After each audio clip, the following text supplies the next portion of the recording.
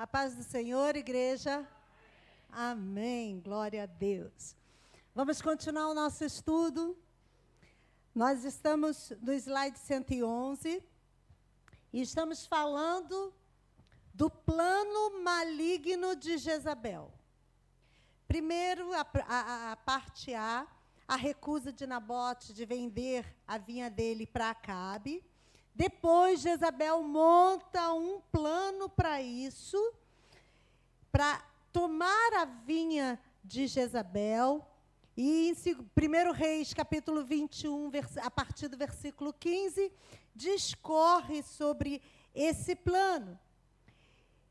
E aí, a gente fala de Acabe, que estava todo tristinho, todo lá engafunhado nas cobertas, que ele se levanta e diz assim, agora ela fez todo o serviço sujo, agora eu vou lá e vou tomar posse da vinha de Nabote.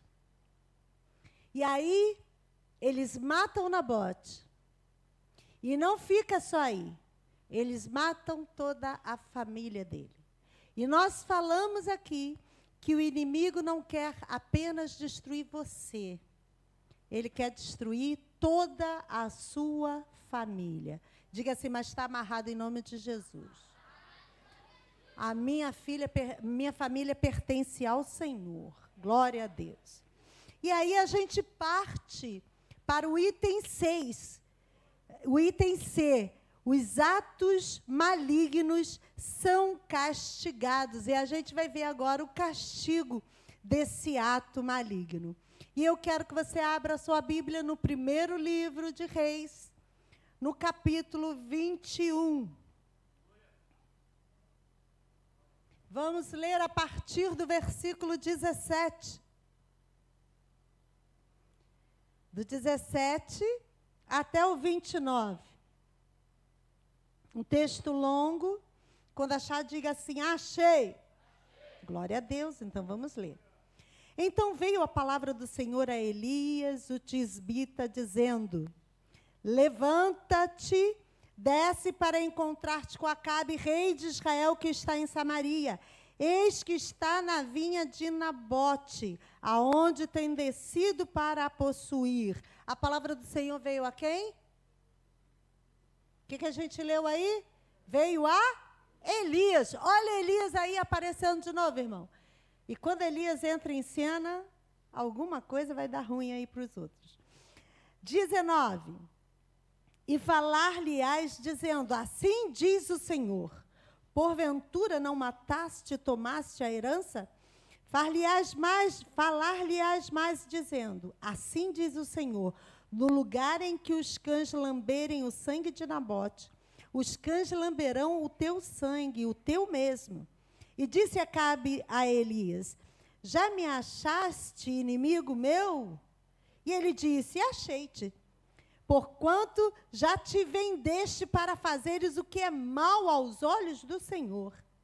Eis que trarei mal sobre ti, e arrancarei a tua posteridade, e arrancarei de Acabe a todo homem, como também o encerrado e o desamparado em Israel. E farei a tua casa como a casa de Jeroboão, filho de Nebate, e como a casa de Baasa, filho de Aías, por causa da provocação com que me provocaste e fizeste pecar a Israel. E também acerca de Jezabel falou o Senhor, dizendo, os cães comerão Jezabel junto a antemuro de Jezreel. Aquele que de Acabe morrer na cidade, os cães o comerão. E o que morrer no campo, as aves do céu comerão. Porém, ninguém fora como Acabe, que se vendera para fazer o que era mal aos olhos do Senhor, porque Jezabel, sua mulher, o incitava. E fez grandes abominações, seguindo os ídolos, conforme tudo o que fizeram os amorreus, os quais o Senhor lançou fora da sua possessão, de diante dos filhos de Israel. Sucedeu, pois, que Acabe, ouvindo estas palavras, rasgou as suas vestes e cobriu a sua carne de pano de saco e jejuou. E dormia em cima de sacos e andava mansamente. Então veio a palavra do Senhor a Elias, o tisbita, dizendo: Não viste que Acabe se humilha perante mim?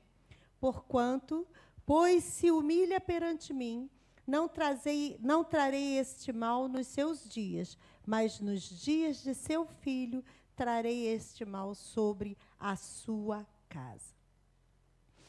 Não foram os filhos dos profetas que foram enviados a Acabe. A gente viu que Elias tinha saído de cena. Mas agora Deus torna a chamar Elias. E o texto diz: veio a palavra do Senhor novamente a Elias. E quando Elias se encontra com Acabe, Acabe imediatamente diz: chegou meu inimigo. Por quê? Ele estava errado em suas atitudes, como sempre esteve. E aí, Deus envia Elias com uma autoridade, vamos dizer assim, superior aos demais profetas, porque ele tinha uma condenação para entregar ao rei. O rei era o inimigo de Deus e não Elias. Sabe, irmãos, às vezes nós temos inimigos para enfrentar, mas nunca devemos querer ter Deus como inimigo. Porque ai daquele que cair nas mãos do Senhor. Mas graças a Deus nós estamos aqui aprendendo para poder ser amigos de Deus. Porque a Bíblia nos possibilita isso. Então a desgraça e o castigo recaíram sobre Acabe por causa dos próprios erros de Acabe, não de Elias. Então, uma pessoa como Acabe, que se vende ao pecado, nós lemos isso algumas vezes nesse texto, ele se vendeu ao pecado. Ele agora estava recebendo terríveis consequências para a sua própria vida. E Elias traz essa mensagem sombria para Acabe e para Jezabel. Que Jezabel entrou nessa mensagem também. Que eles seriam eliminados. Eliminados. E a sua dinastia seria rejeitada. E Jezabel teria uma morte terrível. Agora, tem uma expressão, não sei se você percebeu, no versículo 24, que fala assim: aquele que de Acabe morrer. Significa qualquer um que pertença a Acabe, aqueles que estão com Acabe, irão morrer. Quando eu li essa expressão, eu fiquei em dúvida do que poderia ser, e aí fui buscar uma tradução melhor, e a tradução fala sobre isso. E já no versículo seguinte, no versículo 25, o historiador faz um resumo do reinado de Acabe. Olha o que ele diz aí. Porém, ninguém fora como Acabe, que se vendera para fazer o que era mal aos olhos do Senhor. De tudo que Acabe fez, o resumo de tudo foi esse. Ninguém foi como Acabe, que se vendeu para fazer o que era mal aos olhos do Senhor. A mensagem de Elias, que trazia medo, trazia condenação, acertou de cheio o coração de Acabe, aquele coração duro, aquele coração de pedra. E aí, ele assumiu uma postura de humilhação, uma postura de lamento.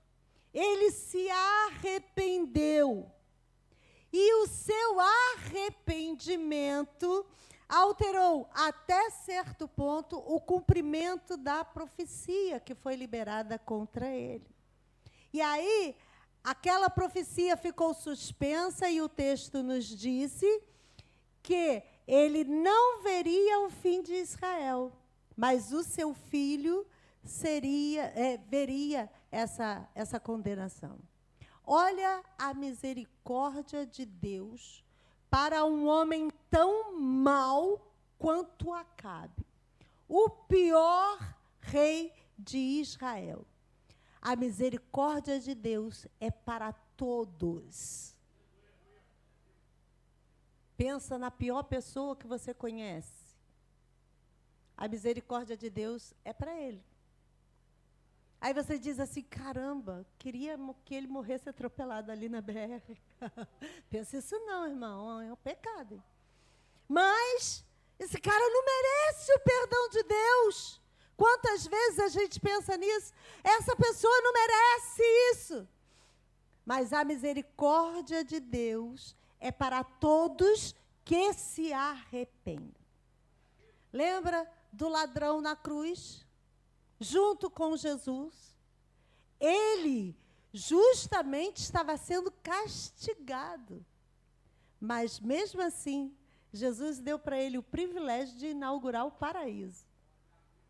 Porque a sua graça, a sua misericórdia é esplendorosa. Mas ficou a promessa de que os cães lamberiam o seu sangue. E que a sua morte seria uma morte desgraçada, uma morte difícil, uma morte pesada. O slide 112 é apenas um resumo de todo esse texto, principalmente falando que Acabe se vendeu ao diabo. Porque ele era cobiçoso, ele considerava o homem de Deus como seu inimigo, era fraco e facilmente influenciado pelos outros. Influência, qualquer tipo de influência. Irmãos, a gente precisa ter cuidado com as pessoas que estão à nossa volta, que têm uma capacidade de influenciar, porque isso transforma a nossa opinião, a nossa ideia, e nos transforma até naquilo que nós não somos. Então, a influência de pessoas sobre a nossa vida é muito importante, é muito perigosa, inclusive, ou muito boa, quando a gente se coloca sob a influência de alguém que tem algo bom para nos dar. Então, se a pessoa não tem nada de bom para te dar, você faz o quê? Foge dela. Não precisa dizer que você está fugindo, não, mas aí você, educadamente, cumprimenta e sai fora. Outro, voltou-se a uma idolatria despudorada, foi julgado pelo Deus justo.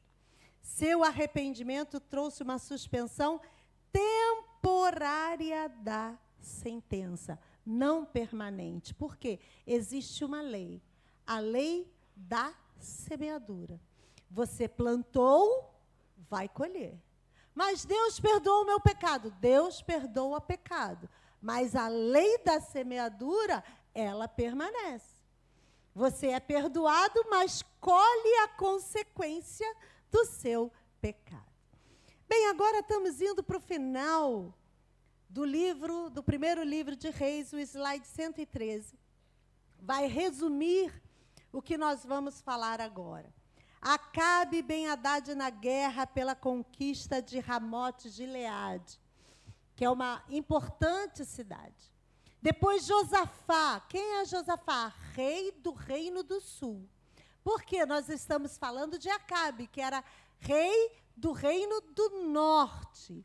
E agora Josafá aceita marchar contra Ramote-Gileade. Mas essa guerra era a guerra do Reino do Norte. O pedido de Josafá, ele faz um pedido. E aí Micaías, que é um profeta, desafia os profetas de Acabe. Depois, por causa disso, Micaías é perseguido e preso. E aí a gente chega no momento da própria batalha em Ramote-Gileade. E depois a morte e o sepultamento de Acabe. Leia comigo o primeiro versículo do capítulo 22. E estiveram quietos 3 anos, não havendo guerra entre a Síria e Israel. Houve uma paz, uma trégua de 3 anos nessa guerra. Um período de acordo, de pacto. E aí, Acabe tenta retomar essa cidade, Ramote-Gileade, que ele havia perdido no último ano. Então, a gente vai ver que tem gente que mexe no que está quieto. Deus dá paz, Deus dá tempo de tranquilidade, e a pessoa, parece, minha mãe dizia assim, que tem bicho carpinteiro. Eu nem sei o que é bicho carpinteiro. Mas ela falava isso. Parece que está com bicho carpinteiro, que a pessoa não sossega, não se acalma. E aí, 3 anos de paz, ele quer agora tomar de volta Ramote Gileade. Vamos continuar lendo agora a partir do versículo 2. Porém, no 3º ano, sucedeu que Josafá, rei de Judá, desceu para o rei de Israel. E o rei de Israel disse aos seus servos: não sabeis vós que Ramote Gileade é nossa, e nós estamos quietos, sem tomar da mão do rei da Síria? Então disse a Josafá: irás tu comigo a peleja a Ramote Gileade? E disse Josafá ao rei de Israel: serei como tu és, e o meu povo como teu povo, e os meus cavalos como os teus cavalos.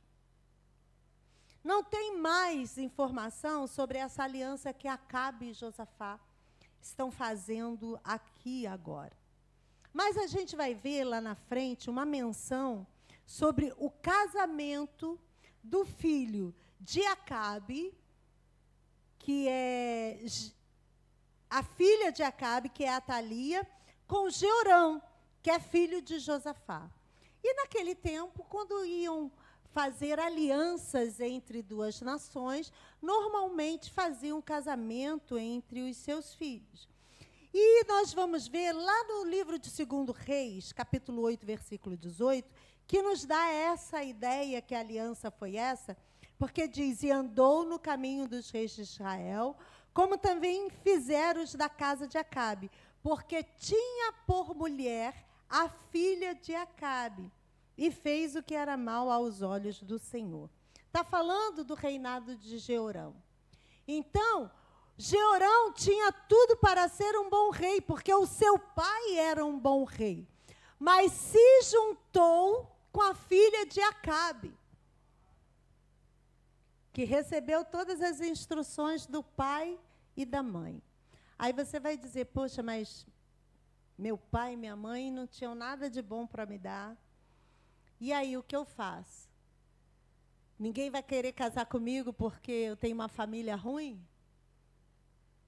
Ninguém vai querer casar comigo porque meu pai foi alcoólatra, foi usuário de drogas? Ninguém vai querer casar comigo porque a minha mãe foi uma pervertida? E aí eu vou herdar isso? Irmãos, a gente está falando de herança, e essa herança espiritual, nós temos que exercer uma postura de quebra. Porque quando fala sobre sua vida, não há maldição.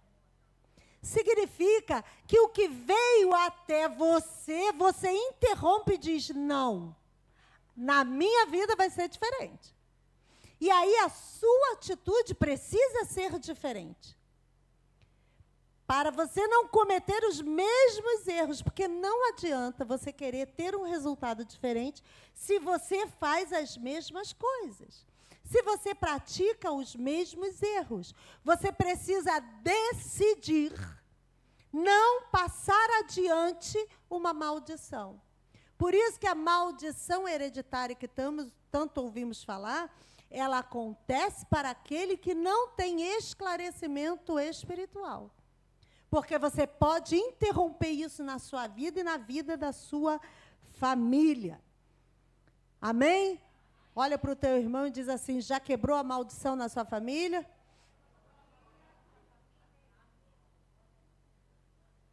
Tudo depende de nós. Aleluia. Ramote Gileade, ela era uma cidade estratégica. Desde o tempo de Salomão, ela foi construída e escolhida para ser um centro distrital. E ali havia o controle do comércio. E era uma rota das tropas do exército, tanto em tempo de guerra quanto em tempo de paz. E havia um grande posto militar ali. E Ben-Hadad, lá naquela primeira guerra, disse que iria devolver tudo a Israel, mas não devolveu. Não devolveu essa cidade. E aí o rei olha e diz assim, não, eu quero voltar a controlar essa área de comércio, essa rota de tropas, porque é um posto importante para mim. Vamos continuar a leitura, falar agora sobre o pedido de Josafá, capítulo 22, versículos de 5 a 12. Disse mais Josafá ao rei de Israel, consulta, porém, primeiro hoje a palavra do Senhor. Então o rei de Israel ajuntou os profetas, até quase 400 homens, e disse-lhes, irei à peleja contra Ramote de Gileade ou deixarei de ir? E eles disseram, sobe, porque o Senhor a entregará na mão do rei. Disse, porém, Josafá, não há aqui ainda algum profeta do Senhor ao qual possamos consultar? Então disse o rei de Israel a Josafá, ainda há um homem por quem podemos consultar o Senhor, porém eu o aborreço, porque nunca profetiza de mim bem, mas só mal. Este é Micaías, filho de Imlá. E disse Josafá, não fale o rei assim. Então o rei de Israel chamou um eunuco e disse, traze-me depressa a Micaías, filho de Imlá. E o rei de Israel e Josafá, rei de Judá, estavam assentados cada um no seu trono, vestido de vestiduras reais, na praça, à entrada da porta de Samaria, e todos os profetas profetizavam na sua presença. E Zedequias, filho de Kenana,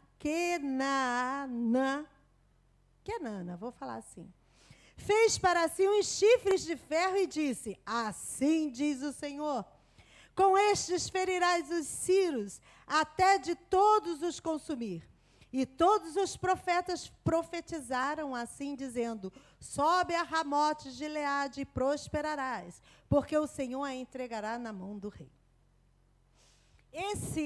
Esse texto vai trazer um esclarecimento para a gente sobre o desenvolvimento da atividade profética, agora não só dos profetas do Senhor, mas também dos falsos profetas de Israel. E eles estavam sempre em volta do rei e sacerdote. Você vê aí que ele preparou 400 profetas para substituir aqueles que ele havia perdido. Então, ele preparou esses profetas, e esses profetas eram seus conselheiros, e estavam ali profetizando para ele, sendo criticados pelos verdadeiros profetas. E eu quero ler para você um texto em Jeremias, ou com você, um texto em Jeremias, apenas um. Eu separei alguns outros, mas nós vamos ler em Jeremias 23. Que Jeremias vai nos falar sobre esses profetas, sobre esses falsos profetas. Vamos ler os versículos 11, depois 15 e 16, e depois 25 e 26. Jeremias 23, 11.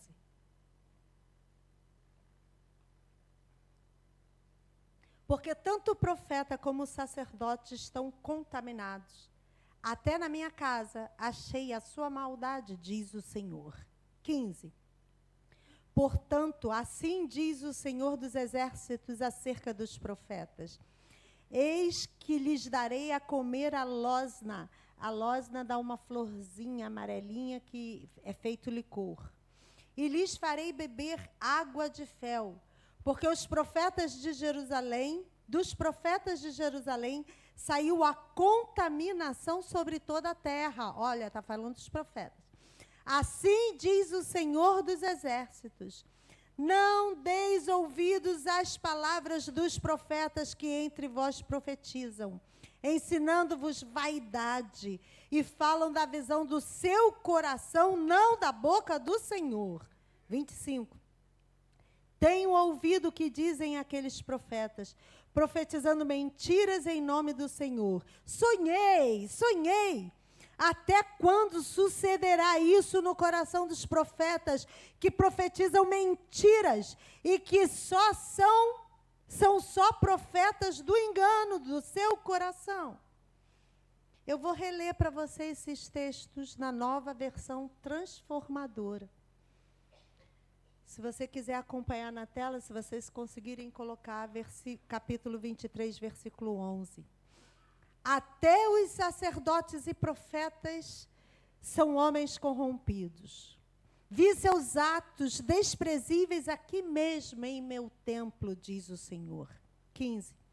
Portanto, assim diz o Senhor dos Exércitos acerca dos profetas: eu os alimentarei com amargura e lhes darei veneno para beber, pois foi por causa dos profetas de Jerusalém que a perversidade encheu esta terra.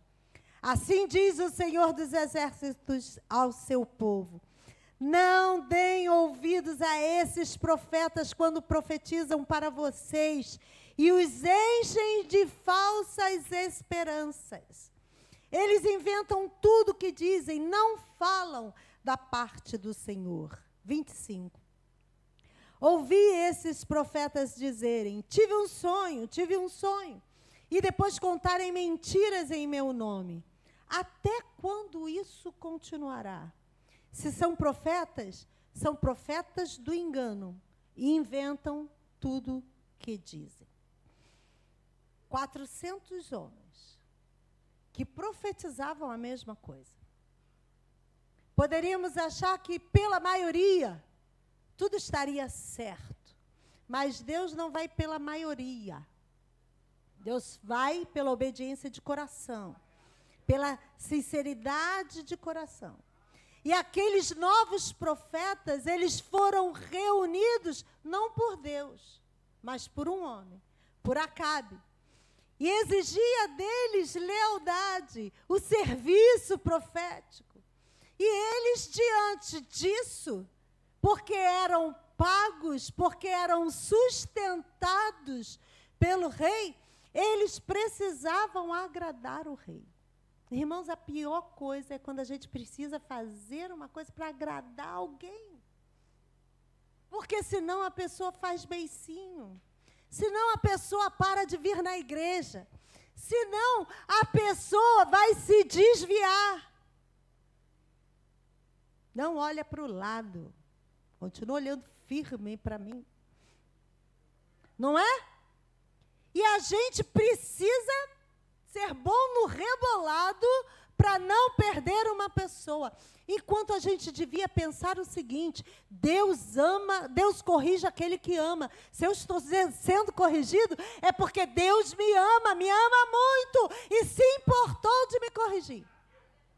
A gente estava até uma vez falando, eu e a missionária Leia, e ela falou assim: a gente fica até com medo de falar aquilo que Deus dá para a gente, porque não sabe como a pessoa vai reagir. Recebendo uma palavra, nem sempre é profecia, é para correção, mas é sempre para edificação. E aí a gente acaba se tornando, não vou falar falso profeta não, mas um novo profeta, porque eu não posso falar, porque vai desagradar. Mas Josafá conhecia as verdadeiras vozes proféticas. Ele conhecia a falsidade. Isso é discernimento, irmãos. Nós temos que pedir discernimento. E aí, no versículo 7 que nós lemos, ele faz uma pergunta: não há aqui algum profeta do Senhor ao qual podemos consultar? Na lata. Depois de 400 profetizarem, ele disse assim: não tem profeta do Senhor, não? Ele não falou o resto, mas isso aqui é tudo falso. Porque, irmãos, o Espírito Santo precisa colocar em nós aquele discernimento, aquela orientação para saber o que vem de Deus e o que não vem de Deus. Reconhecer o profeta do Senhor e aquele que não é do Senhor. Aí, Acabe diz assim: tem um cara aí, Micaías, que fala tudo contrário para mim. Meus profetas dizem que eu sou legal e ele diz que eu sou ruim. Meus profetas dizem que eu vou me dar bem e ele diz que não. E o texto vai nos dizer, estudando, que Micaías estava preso, estava encarcerado. Mas Acabe ouviu Josafá e mandou que buscassem Micaías, tirassem ele da prisão. E quando Micaías chega, ao invés de falar o que Acabe queria que ele falasse, ele falou o contrário. E a gente vai estar falando aqui sobre a profecia de Micaías. E porque ele falou algo que Acabe não queria, Acabe depois mandou botar Micaías de volta na prisão. Sabe, irmãos, quando você se decide por Deus, as pessoas nem sempre vão querer você por perto, não. Vão botar você em algum canto isolado e te manter trancado lá naquele canto isolado. Diga assim, mas o Espírito Santo vai comigo.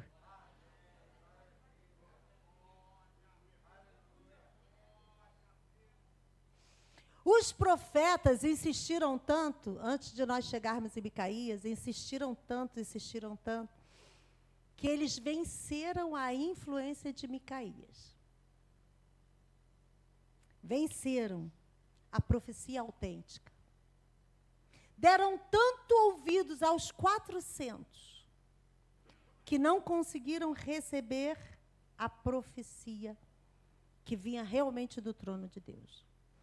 Sabe, o que a gente ouve com regularidade influencia, falei atrás, influencia quem nós somos.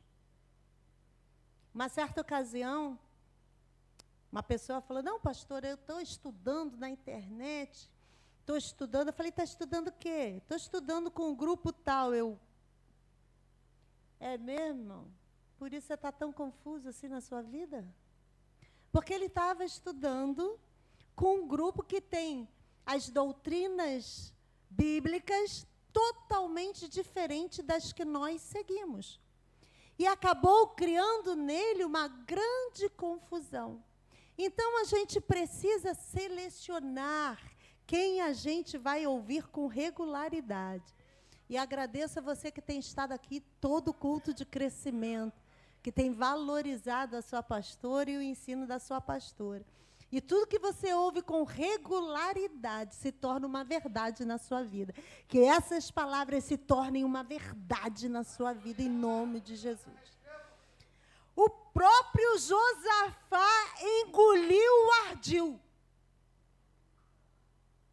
Jesus vai falar alguma coisa para nós a esse respeito? Abra a sua Bíblia em Mateus, capítulo 7.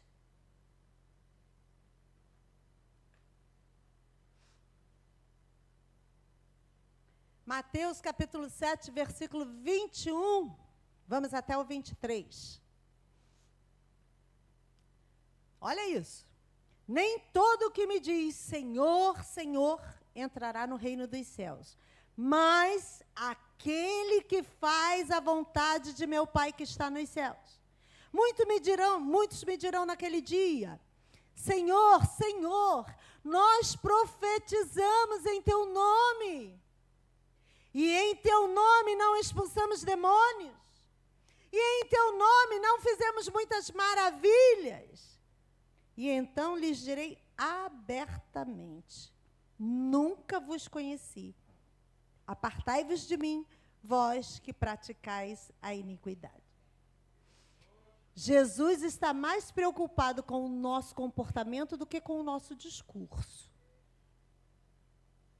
Ele está mais preocupado com o que você faz do que com o que você fala. Ele dá mais valor a você fazer o certo do que você ensinar o certo e fazer o errado. Jesus, ele expôs as pessoas religiosas, porque estavam acostumadas com uma rotina.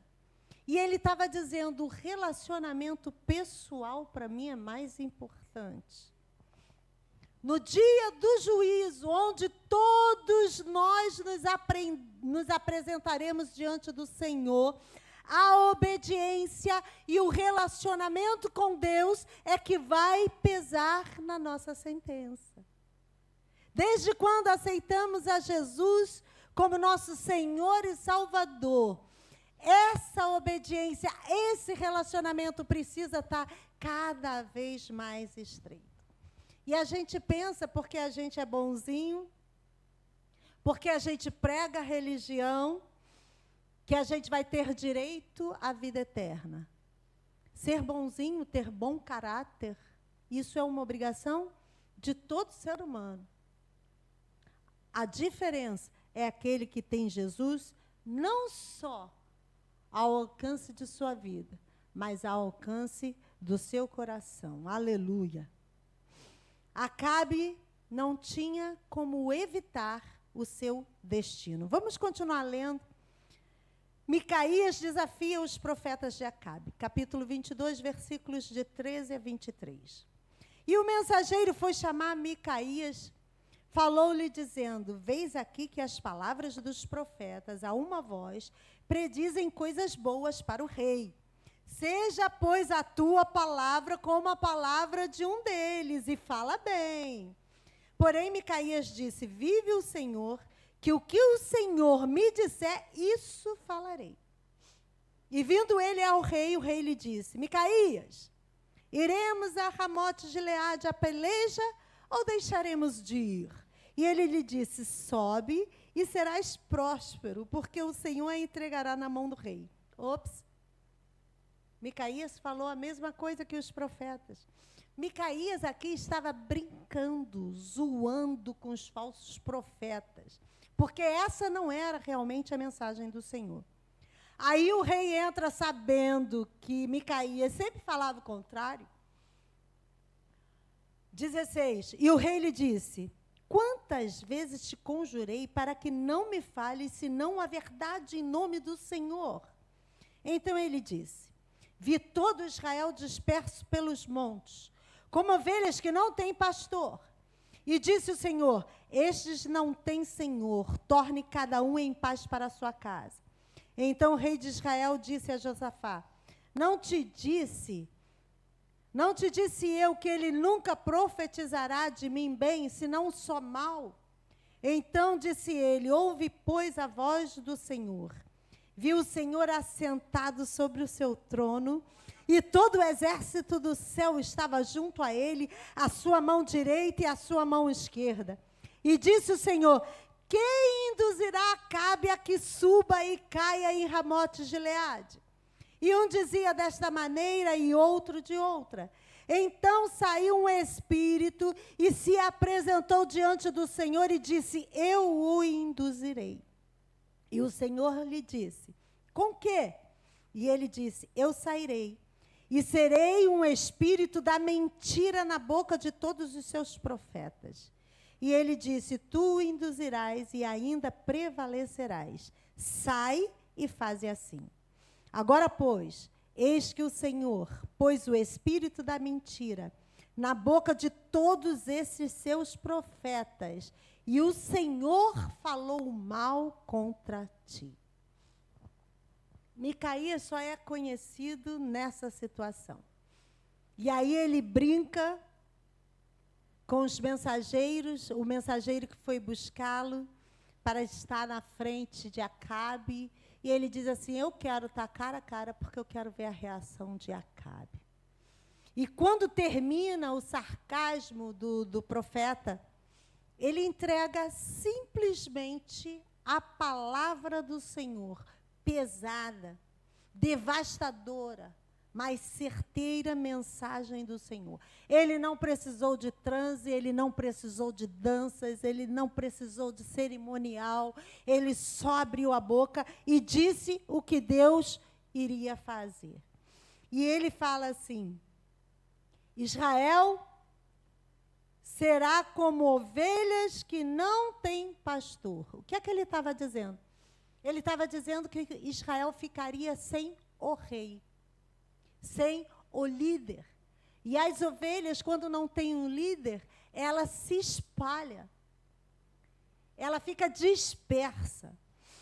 Micaías estava vendo soldados mortos, soldados agonizantes, soldados dispersos, caminhando ao redor da situação, em confusão, em perda, em total derrota. Micaías viu tudo quando Deus iluminou a sua mente e inspirou a sua mente. E mais ainda, ele disse que Acabe seria morto por uma flecha disparada ao acaso. Ele não seria nem digno de uma flecha de um grande guerreiro, que o colocaria na mira. Mas alguém, no meio do exército, dispara uma flecha sem rumo, e a flecha chega até Acabe. É a bala perdida. No versículo 19 vai dizer assim: então disse ele, indica que Micaías continuou a entregar a mensagem.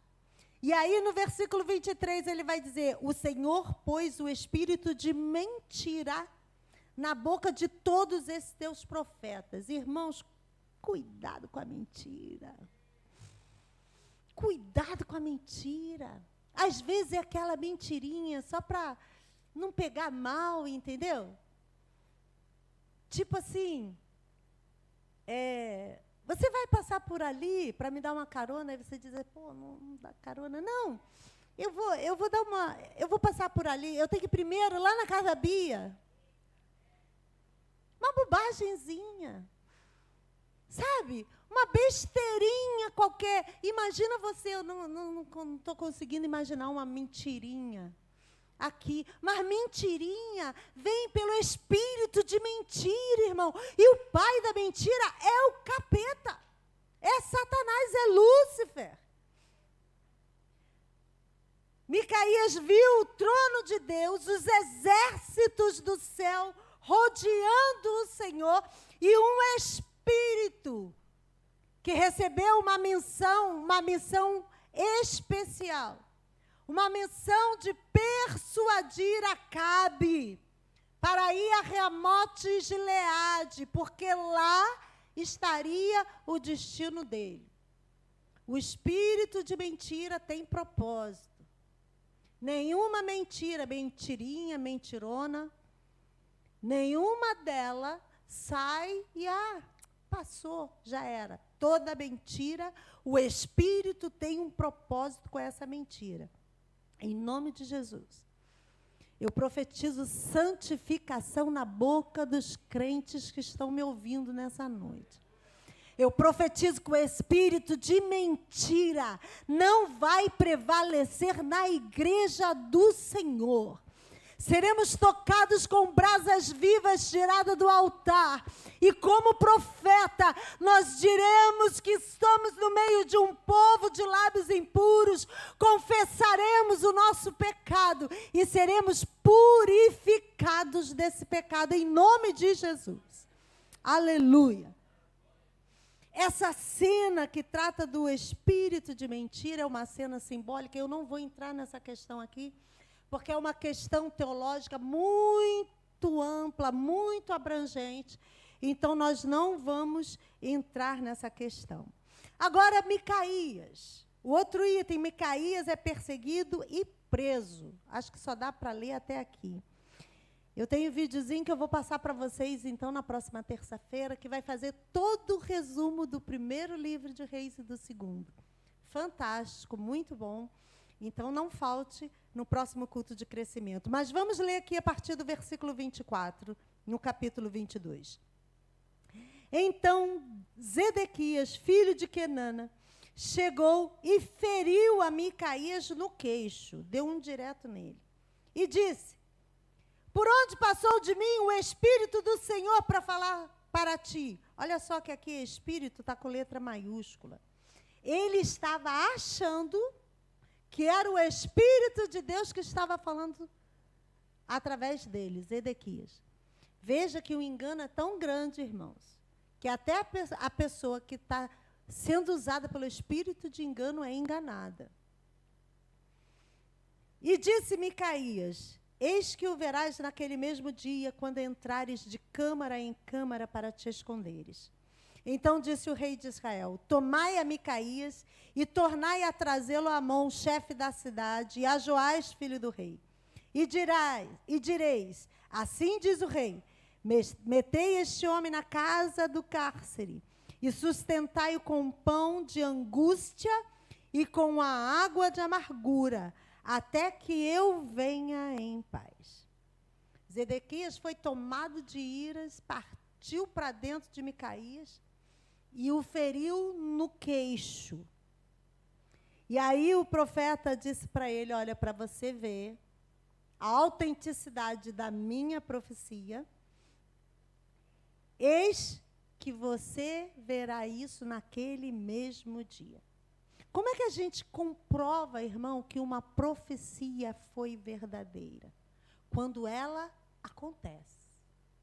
Então, toda profecia é para ser julgada. O profeta, a gente não julga se a gente não conhece, não sabe qual é a vida dele. Porque se ele tem a vida totalmente fora dos padrões divinos, você não devia nem ter dado ouvido para ele, né? Mas se você deu ouvido, é porque você não conhece muito bem, acredita que é uma pessoa de Deus. Então, o teste de uma profecia verdadeira é a confirmação histórica dela. Abra comigo em Deuteronômio 18, para a gente não passar adiante sem confirmar isso na palavra de Deus. Deuteronômio, capítulo 18. Quando achar, diz achei. Gente boa no gatilho. Vamos ler a partir do versículo 18 até o 22. E eis que lhe suscitarei um profeta do meio de seus irmãos, como tu, e porei as minhas palavras na sua boca, e ele lhes falarás tudo o que eu lhe ordenar. E será que qualquer que não ouvir as minhas palavras que ele falar em meu nome, eu requererei dele? Porém, o profeta que presumir soberbamente de falar alguma palavra em meu nome, que eu lhe não tenho mandado falar, ou que falar em nome de outros deuses, o tal profeta morrerá. E se disseres no teu coração: como conheceremos a palavra que o Senhor não falou?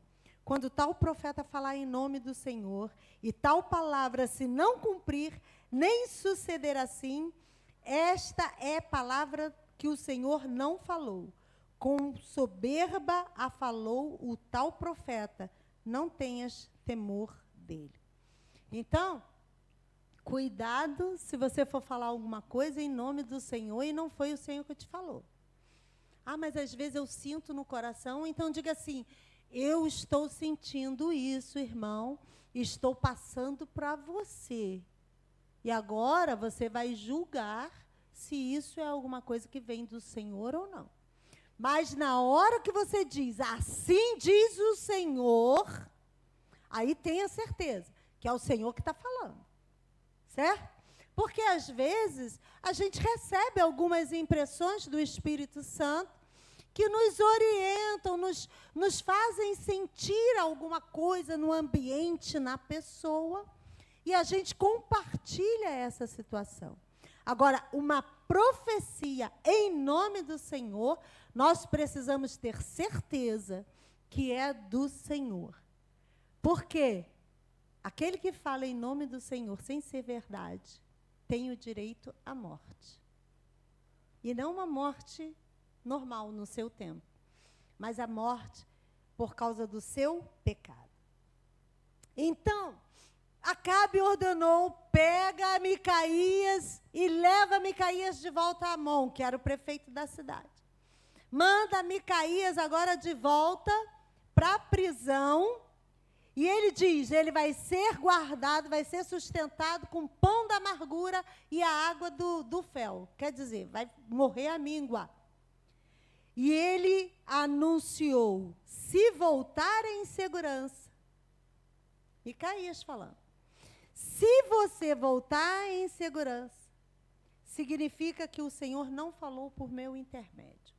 Olha a segurança de Micaías de que aquela era a palavra do Senhor. Então ele garantiu para Acabe: você vai e vai morrer. Difícil isso, né, irmãos? Mas quando o Senhor manda falar, é importante que a gente fale. Uma vez o Senhor falou comigo em relação ao meu pai. Quando ele estava prestes a morrer, alguns meses antes. Eu não contei isso para minha mãe, obviamente, não. E eu fui conversar com ele. E eu falei para ele com medo. Imagina, um homem profeta de Deus, um homem experiente na palavra do Senhor, e eu, uma menina nova, entregar uma palavra do Senhor a ele.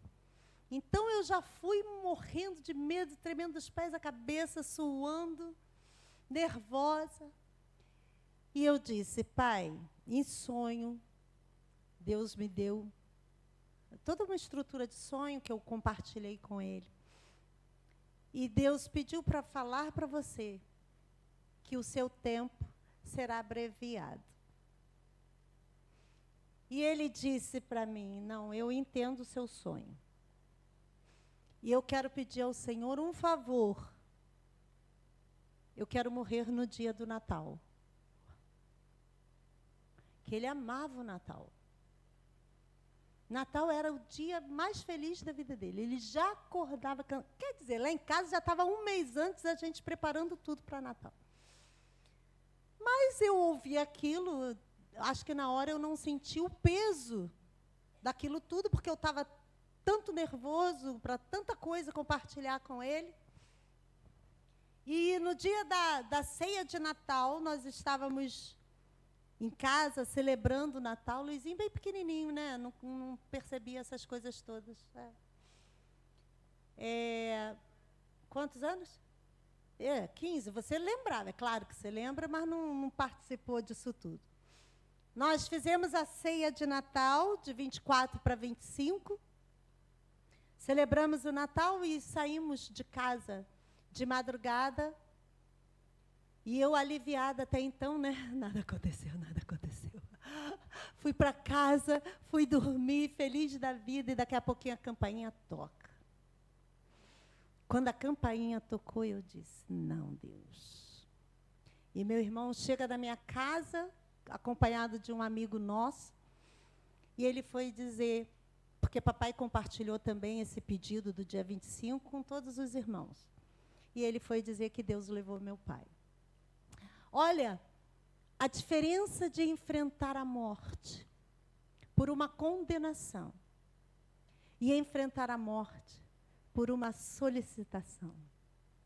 Foi terrível a gente ter que passar o Natal, né? Tinha peça de Natal no dia 25, esse negócio de peça Natal dia 25, ó, irmãos, é desde muito antigamente. E nós tínhamos a peça para celebrar, obviamente não fizemos naquele dia. E tinha a virada do ano para celebrar, que não poderíamos impedir que a igreja tivesse uma virada de ano na presença do Senhor. E todos os filhos, toda a família estava presente, conduzimos o culto naquele clima, tentando não levar dor demais para a igreja.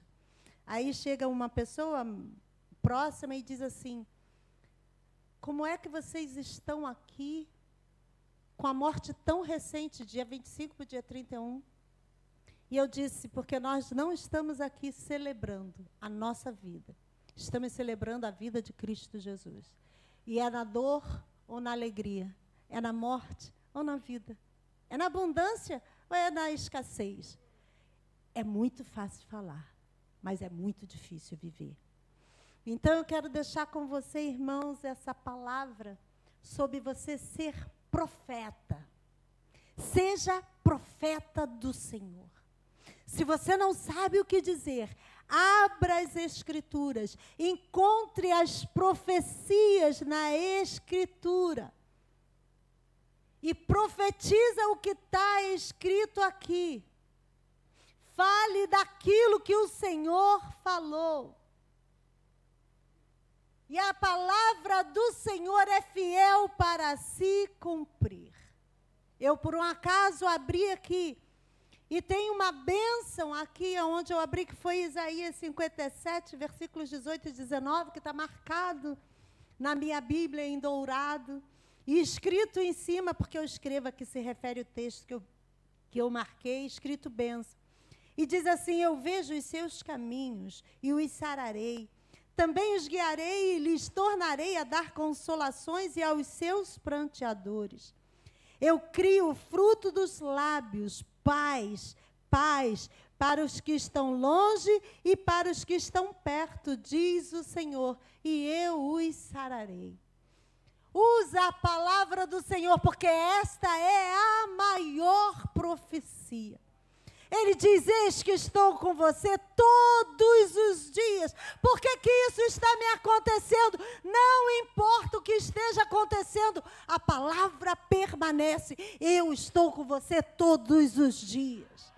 É no vale da sombra da morte, ou é no mar de delícias, de calmaria, não importa. Agora, seja profeta para essa geração. Mas você só vai saber que profecia liberar se você estudar a palavra da profecia. Amém? Feche os seus olhos. Pai querido, em nome de Jesus, nós queremos agradecer pela sua palavra, Senhor, para nós liberadas hoje. Senhor, eu quero profetizar sobre essas vidas que estão aqui. Estão recebendo a palavra da maior profecia que existe, que é a Santa Escritura. Que nossos lábios, Senhor, usem essas profecias para gerar vida àqueles que estiverem ouvindo, porque a profecia é para levantar o caído, é para repreendê-lo a sair do pecado e a vir para os braços do Senhor, é para dizer para ele: permaneça firme, porque há uma grande esperança, a vida é eterna com o Senhor. Aleluia! Que possamos usar esse instrumento e falar do Senhor, gerar no mundo espiritual vida, esperança. Toma, Senhor, esses seus filhos que têm estado aqui, que constantemente têm buscado aprimoramento na sua palavra. Eu agradeço e louvo ao seu nome, em nome de Jesus. Amém. Amém. Você pode aplaudir ao Senhor e dizer: muito obrigada, Jesus. Muito obrigada. Glória a Deus.